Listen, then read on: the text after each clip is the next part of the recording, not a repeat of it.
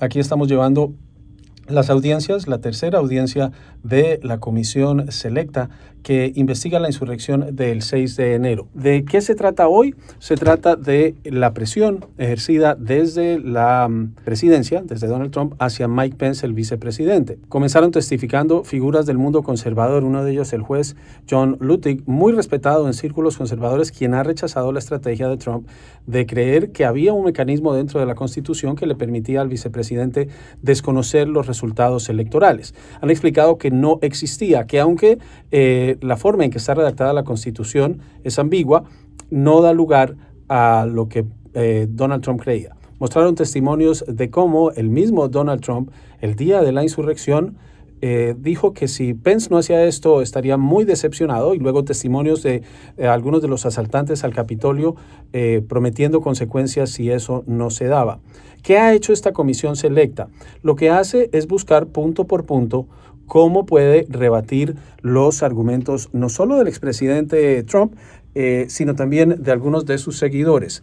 Se ha revelado, por ejemplo, que recaudó $250 millones que le enviaron personas en donaciones pequeñas de $17 o menos, prometiendo que eso era para un fondo legal con el que lucharían contra el fraude, pero no existía ese fondo legal, no existió, y el dinero no se utilizó para eso. Fue a los fondos políticos del mismo expresidente Trump, y se reveló, por ejemplo, esta semana que una organización conservadora le pagó a la novia de su hijo mayor, a la expresentadora de televisión Kelly Guilfoyle, $60,000 por un discurso de menos de 3 minutos el día de la insurrección.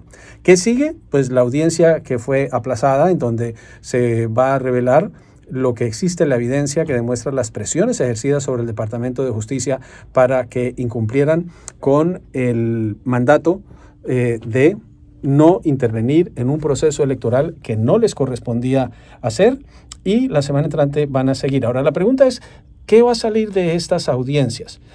La Comisión Selecta del Congreso no tiene la capacidad de presentar cargos, ese no es su papel. Podría pedirle al Departamento de Justicia que explore presentar cargos, pero hay una división porque el presidente de la comisión, congresista Benny Thompson, ha dicho que eso no va a ocurrir. La vicepresidenta de la comisión, Liz Cheney, ha dicho que no han tomado la decisión, pero lo cierto es que está quedando en evidencia el plan que hubo para dar un golpe de Estado en Estados Unidos, impulsado por el expresidente Trump, quien quería desconocer los resultados de unos comicios que, como vimos en estas audiencias, sus asesores le dijeron que iba a perder, le dijeron que perdió, le dijeron que no había fraude, le dijeron que no había mecanismos para cambiar la voluntad de los votantes, pero aún así el exmandatario insiste, aún hoy en día, de que eso se dio, aunque es una mentira. Que hay imágenes presentadas hoy en la audiencia de la insurrección sobre qué hacía el vicepresidente Pence mientras esperaba. Lo ven ustedes en el sótano del Capitolio, siguiendo todo lo que ocurría, comunicándose por teléfono. Él se negó a subirse al vehículo para salir del lugar. Esto mientras el presidente Trump, sabiendo que había una toma violenta del Capitolio, insistía en criticar a Pence. Lo ven viendo el video publicado después por la Casa Blanca, en el que Trump felicita a quienes se toman el Capitolio, le dicen que son grandes personas y que es hora de irse para sus casas.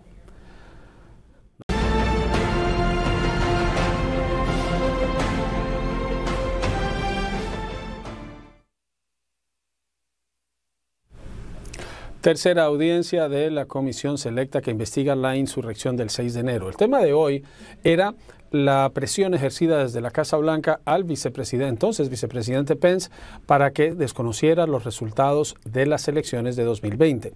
El argumento de un abogado que fue desestimado por los abogados del vicepresidente Pence, de asesores externos de los abogados de la Casa Blanca, era que Pence, en su papel de presidente del Senado, y al encabezar la sesión del Congreso en la que se contaban los votos, podía negarse a recibir algunos de esos votos. El argumento es sencillo. La enmienda 12 de la Constitución de Estados Unidos dice que el papel del presidente del Senado, que es el vicepresidente de los Estados Unidos, es abrir sobres, no más. Abrir los sobres de cada estado del colegio electoral y pasarlos para que sean contados los resultados. Vamos al complejo del Capitolio. Ione Molinares con los detalles de una audiencia en la que también quedó claro, Yone, que el vicepresidente Pence, quien fue blanco de ataques del entonces presidente Trump, aun cuando Trump había sido informado sobre la toma violenta del Capitolio, se negó a violar la ley a pesar de las amenazas de Trump. Exactamente, y bueno, también a pesar de que el mismo Trump ignoró todo lo que él ya sabía, el mismo Trump sabía que no era legal lo que estaba presionando a Pence para que hiciera aquí en el Capitolio, y sin embargo siguió adelante. Hay un personaje muy interesante que aparece en todo esto cada vez más prominente, que es John Eastman, pero primero mira lo que hizo la comisión el día de hoy. Hacer que la campaña de presión fuera clara, lo que ocurrió hacia Mike Pence, y también la misma comisión fue muy clara en destacar el trabajo que hizo Pence de aguantar toda la presión que estaba recibiendo para simplemente cumplir el papel que la Constitución le dice tiene que cumplir, que es simplemente protocolario, como tú notabas. Aquí está. El presidente sabía que había una turba violenta en el Capitolio cuando tuiteó a las 2:24 que el vicepresidente no tenía, y lo cito, la valentía para hacer lo que debía hacer. Déjeme ser claro, el vicepresidente Pence hizo lo correcto. Él mantuvo su juramento y defendió la Constitución. Pues los testigos de hoy fueron asesores legales, tanto externos como dentro de la vicepresidencia, de la oficina de la vicepresidencia. Y como te decía, este personaje que aparece cada vez más es John Eastman, un abogado muy conservador que además terminó ejerciendo una influencia muy grande en Donald Trump con todas estas teorías conspirativas.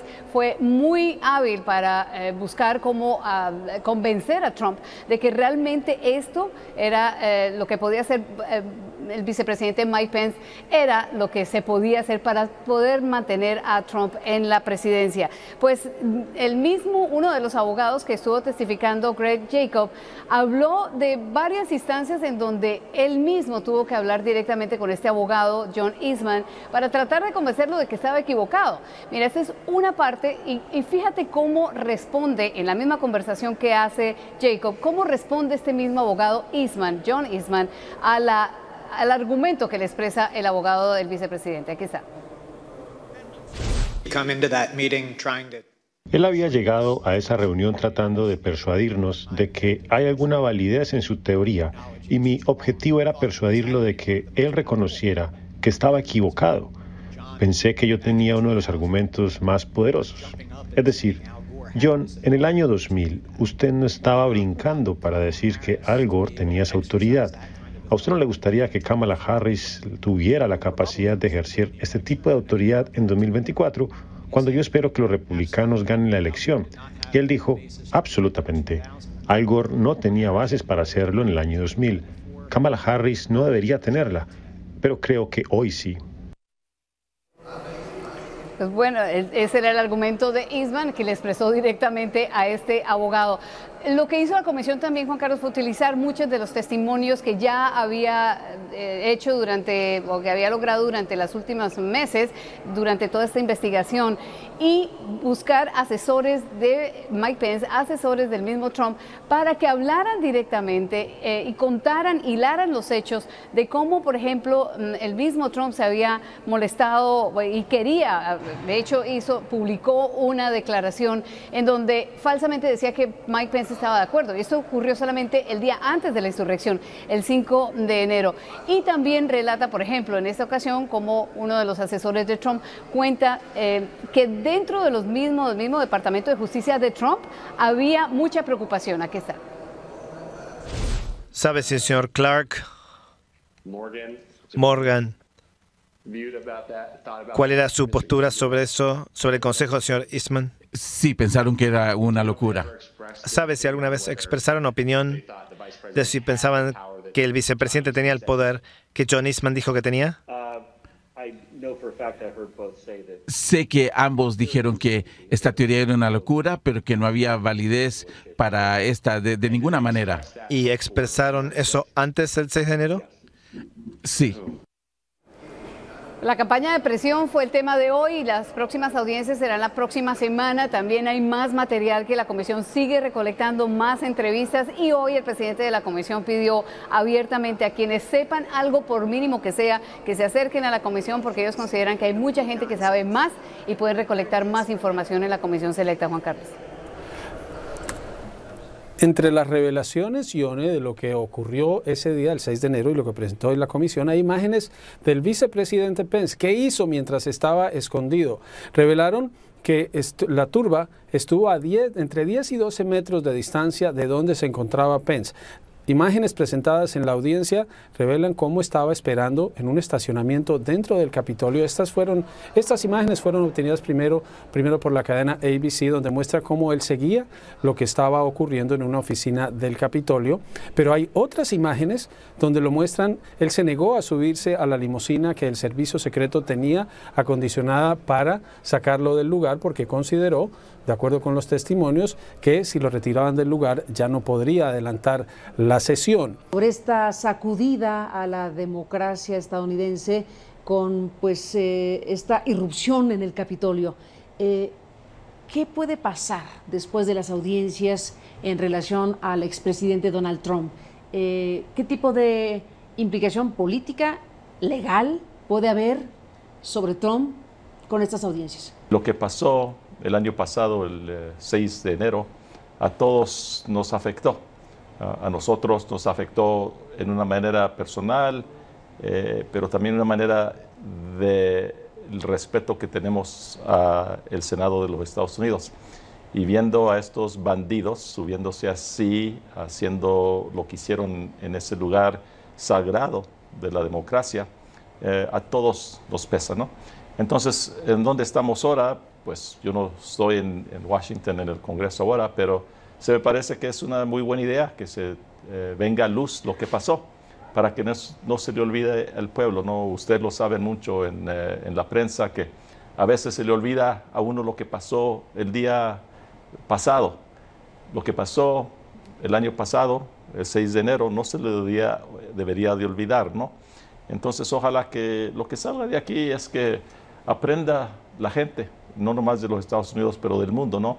Que la democracia se sostiene cuando tiene uno respeto a lo que hace funcionar la democracia y un gobierno, ¿no? Y eso estamos todos por todo el mundo asegurando que en una manera, ojalá, dice el presidente Biden, hay menos democracias ahora que hace 10 años pasado, ¿no? Entonces, por eso tenemos que salvar esta manera de vivir nosotros en libertad, vivir de una manera donde apoyamos elecciones que son elecciones donde confiables, y por eso es importante lo que está haciendo, de la vista mía, el Congreso de los Estados Unidos. Es importante la memoria y desde luego que no se olvide lo que ha ocurrido ahí, pero pregunto si sucederá algo después de las audiencias, además de saber más de lo que pasó. ¿Tendrá repercusiones políticas evidentemente, pero legales? ¿Tiene esa trascendencia estas audiencias? ¿Legales? Mira, pues eso se va a determinar, ¿no? Por las autoridades que tienen el poder para ver los hechos, las evidencias, y se hacen esas decisiones, ¿no? Yo no estoy enterado en eso, no es parte del papel que tengo yo aquí en México. En este momento, digamos que puede ocurrir o no, depende de lo que resulte de estas audiencias. Sí, ahora todavía no se cierran estas audiencias, ¿no? Pero cuando se cierren, entonces ellos van a tener que determinar qué van a hacer, y luego también hay otras autoridades legales, federales y otras que van a ver la evidencia, y ellos van a tener que hacer decisión qué es lo que van a hacer. La pregunta es técnica, quiero hacérsela al doctor Peñalver. Abogado Peñalver, ¿cree usted que en el futuro podamos tener leyes que impidan o prevengan que unos auténticos mamarrachos políticos, delincuentes comunes, intenten cargarse la democracia en este país asaltando el Capitolio? ¿O cualquier estamento legal, cualquier institución legal de este país? La respuesta es que sí, y una de las cosas que va a salir de estas audiencias, estoy seguro, es unas propuestas, unos cambios en la forma en que se reúnen los electores para la selección del presidente por la certificación. Hay que ver también cómo una situación como esta, donde se comete un delito tan grande como este, unos días antes de que termine el término presidencial, porque la respuesta normalmente hubiera sido un impeachment, pero un impeachment donde un partido está ciego y es capaz de apoyarle a una persona así, el país tiene que ver cómo se modifica el proceso para que esto no vuelva a ocurrir. Y yo estoy seguro que van a haber cambios en las leyes para que esto no vuelva a ocurrir. Termino el programa con un mal sabor de boca, ¿eh? Lo digo alto y claro, lo confieso alto y claro, porque siento que una buena parte del país, de gente honorable, de gente buena, está virtualmente secuestrada por los trumpistas en estos momentos. Tal vez me equivoque, Frida, ojalá, usted que es sabia, ¿estoy equivocado? Dígame que estoy equivocado para irme a la cama con tranquilidad, por favor, que estoy lejos de casa y extrañando Miami. Camilo, te cuento muy rápidamente que acabo de leer una encuesta de YouGov, que es una firma de encuestas muy respetada, en la que más del 50% de los demócratas y más del 50% de los republicanos en este país creen que es muy posible que la democracia deje de existir en Estados Unidos. Es una situación muy preocupante y muy triste. Comparto tu pesimismo. Roberto, tu opinión final. Yo sí me ratifico en que también, a pesar de la enorme amenaza, el 6 de enero vimos también la fortaleza del sistema que impidió que el presidente logre un autogolpe de Estado para mantenerse en el poder de manera ilegítima, básicamente para convertirse en un dictador, porque así son los dictadores.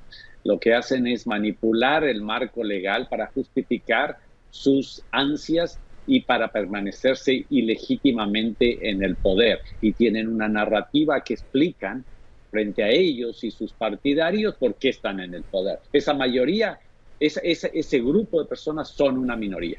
Que tengas boca santa, por favor. Gracias, compañeros, por estar en el gabinete de crisis permanente del programa. Seguiremos con las audiencias y les llevaremos todos los detalles de lo que ocurra en esta investigación sobre el asalto a la democracia en Estados Unidos, la insurrección del 6 de enero de 2021.